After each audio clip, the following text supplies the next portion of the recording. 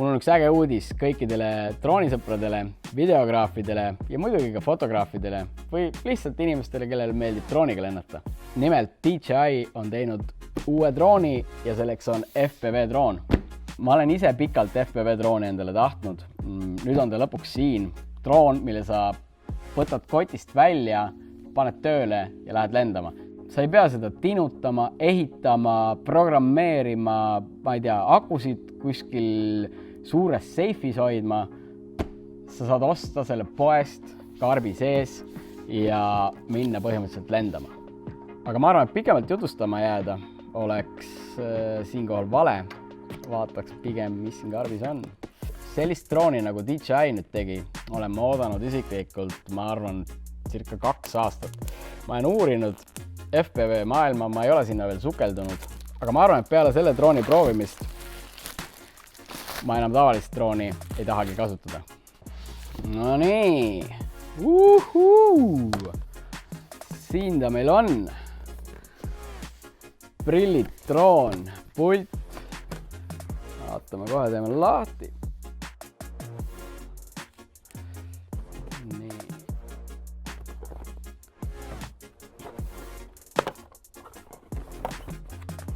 Mis siit karbist muud välja tuleb, kui väga ägeda disainiga väike, üpris raske droon. Tundub väga tugevast materjalist. Võtame gimbali klämbi ära ja siin ta meil on. Imepisike kaamera.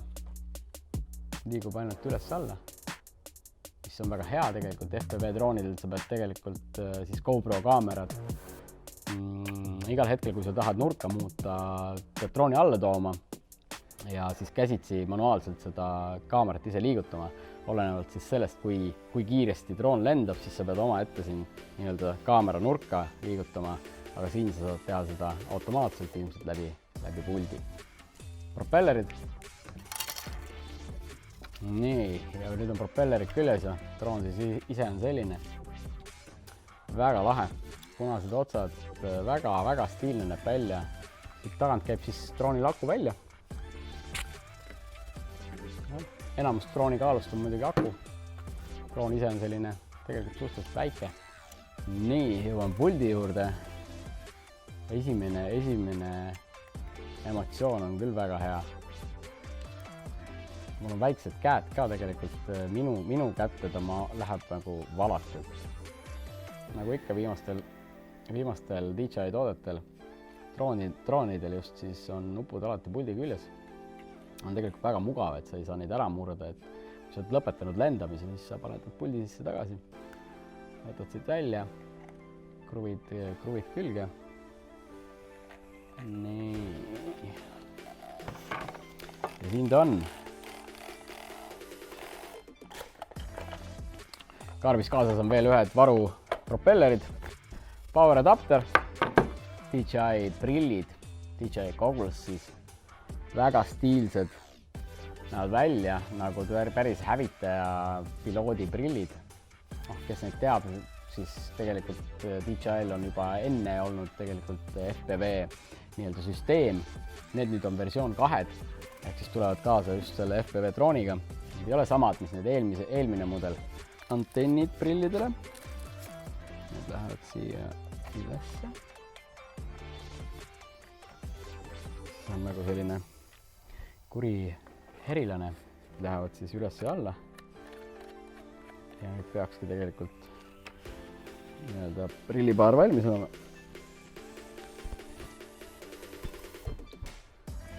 Noh, tegelikult ütleme nii, et väga mugavalt istuvad peas. See väike aku siis on prillide jaoks, käib juhtmega külge. DJI toodetel on väga lihtne neid alati sisse lülitada. Üks täpp ja teine kord hoiad peal. Ja ongi sisse lülitatud. Puldiga täpselt sama lugu. Ühe korra vajutad, teist korda hoiad. Prillid läksid tööle. Nii, suur DJI logo. Kahjuks drooni me tööle ei saa panna, sest aku on vaja kõigepealt laadima panna. Nii, siin karbis tundub olevat veel selline huvitav, tundub nagu droonikate. jah, seesama must droonikate, mis siin on, sa saad asendada selle sellise huvitavat värvi rohelisega, mis ilmselt läheb siia peale ja saad endale teha sellise rohelise drooni, mida siis teatud tingimustes võib-olla on parem märgata. Kui rääkides nüüd droonist, siis droonil on tegelikult 3 režiimi, et täiesti algajad saavad ka sellega täiesti vabalt lennata. Maksimumkiirus siis sellel droonil on kusagil 140 km tunnis. Maksimumvõimsusega peaks saama selle drooniga lennata umbes 10 minutit ja muidu, kui sa lendad siis 40–50 km tunnis, siis peaks saama selle drooniga lennata 20 minutit, mis on kordades rohkem kui kõik teised FPV droonid. Filmirežiimidest rääkides, siis ta teeb 4K 60 kaadrit sekundis, teeb minu teada JPG pilte. Ta ei ole mõeldud kindlasti fotodrooniks, et pigem on ta mõeldud just selliste huvitavate kaadrite tegemiseks. Ma arvan, et see droon ei ole kindlasti mõeldud ainult sisuloojatele, et ka täiesti tavaline inimene võiks selle drooni endale osta ja lihtsalt minna metsa ja have the fun'i. Üks väga oluline asi veel, mis selle drooni puhul on, et tal on olemas, nagu ma enne mainisin, siis 3 režiimi. Normaalne režiim, mis siis on mõeldud pigem algajatele, seal on vist limiteeritud kiirus kuni 54 km tunnis, siis on sport mode ehk siis sportrežiim, mis minu teada oli kuskil kuni 95 km tunnis ja siis on olemas täielik manuaalne režiim, kus sa saad igasuguseid akrobaatilisi trikke teha õhus ja seal siis drooni kiirus võib areneda kuni 140 km tunnis. Rääkides siis puldist veel siin taga ongi väga lihtsasti ligipääsetavad nupud. Siin ongi siis, tundub, et on normal mode, sport mode ja siis see manual mode. Et need on kõik väga lihtsasti siit vajutatavad. Siin ilmselt on meil gimbali liigutamine, mida siis tavaliste FPV droonidega teha ei saa, et sa pead drooni alla tooma ja siis manuaalselt liigutama ja siis uuesti lendama minema. Sest iga hetk, kui droon näiteks kiiremini lendama hakkab, siis tegelikult kaamera nurk muutub. DJI drooni puhul nüüd sa saad seda ise puldist liigutada, aga kui on tavaline enda ehitatud FPV droon, siis sa pead iga kaadri läbi mõtlema, vajadusel drooni alla tooma, liigutama kaamerat ja uuesti minema proovima. Et selle koha pealt on ta ikkagi väga-väga automaatne. Sellel droonil on siis ees ja all sensorid, et sa kuhugi vastu ei sõidaks. Kuigi jah, ma arvan, et kui sa 140-ga lendad ja midagi seal ette tuleb, siis saame proovida, kas need sensorid ka siis töötavad.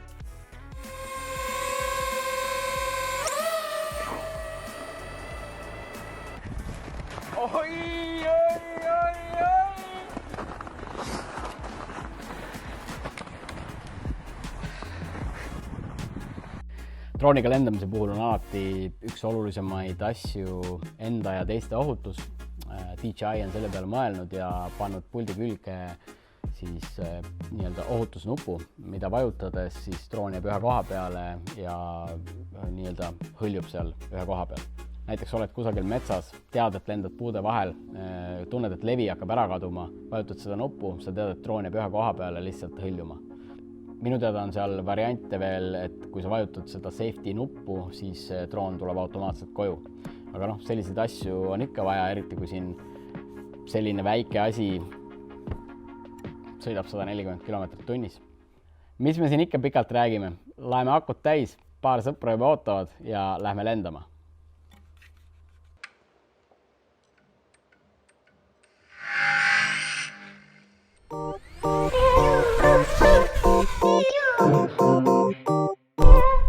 Meil on internetiga on ikka nii, et kui seda on vaja, siis seda ei ole.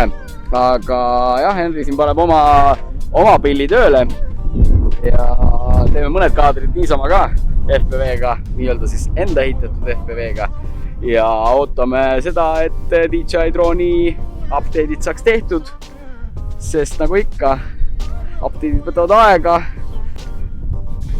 Nii, tagaistmel istub meil siin droonitehnik. Guugeldab, vaatab, kuidas asjad käivad, sest DJI-ga on ikka nii, et kohe kõik käima ei hakka. Järgmised droonimehed on kohal. Sander Allikmäe. Kuidas sul update'iga lood on? Ootan. Interneti? Henri näitab vahepeal. Oba! Väga hea, väga hea.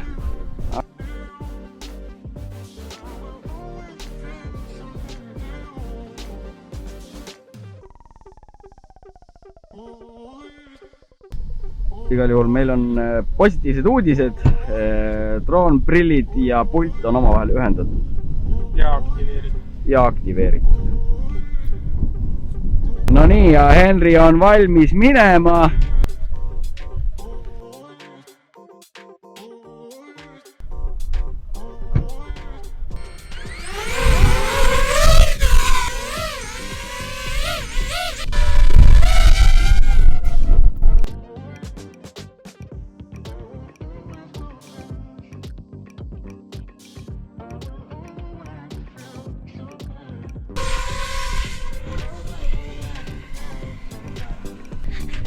Ütleb nii, et update võttis omajagu aega, aga professionaal Henri lendab ja Isma muljed on üli ägedad. Ja saab lendab tagasi on kuskil.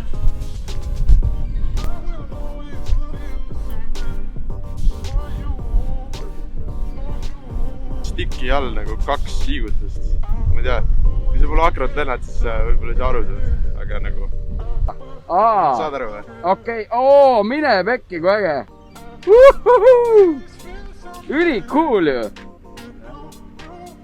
Et tavalise FPV drooni peal tuleb seda õppida ikka nagu mitu päeva seda pööramist, et see on nagu... Okei, ühega ta kallutab, teisega keerab nagu, eks? Jah, et see move, mida sa praegu teed, see on siis bänkimine ja see vajab seda FPV drooni siis nagu 2 stiki miksida. Aga siin DJI on õpetanud ühe nagu 2 stiki jälle. Kui smoothilt sa saad siis lennata?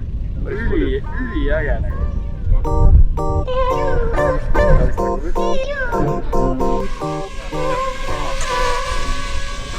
Esmamulje on see, et DJI on suht head tööd teinud sellega.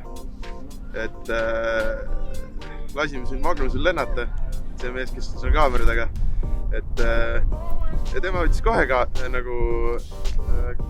pulli kätte ja hakkas lendama, nagu mina siin mingi 2 aastat olen lennanud, see asi on nii lihtsaks aetud, et lükkad sportmoodi ja siis on nagu täitsa selline raceri kaader.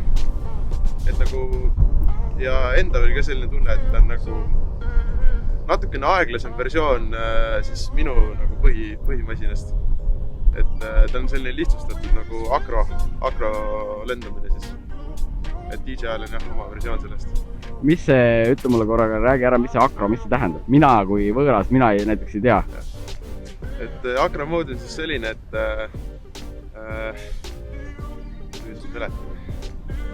põhimõtteliselt on niimoodi, et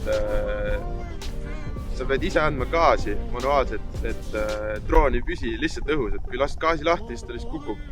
Aga jah, sellel DJI drooni eripära on jah see, et sa lased stiki lahti, teed endale kohvi ja siis tuled tagasi ja lendad edasi. Päris safe jah, et kui sa lükkad sportmoodi peale, siis ma tean, et need asjad siin enam sind ei aita, aga kui sa normaalmoodis lendad, siis need isegi väidetavalt aitavad. Tegelikult selle drooni saab siis nagu lendama panna ka nii, nagu mina oma 5-st lendan. Ehk siis full on manuali, kõik sensorid välja, kõik abid välja. Aga selle jaoks on vaja siis kõvasti nagu harjutada. Ja DJI-l minu teada tuli välja üks simulaator ka, mida saab isegi telefoni peal niimoodi mängida. Ja siis kõvasti simulaatori tunde ja harjutamist ja siis võib isegi selle manuali peale lükata ja hakata siis neid flippe tegema ja muud sükest.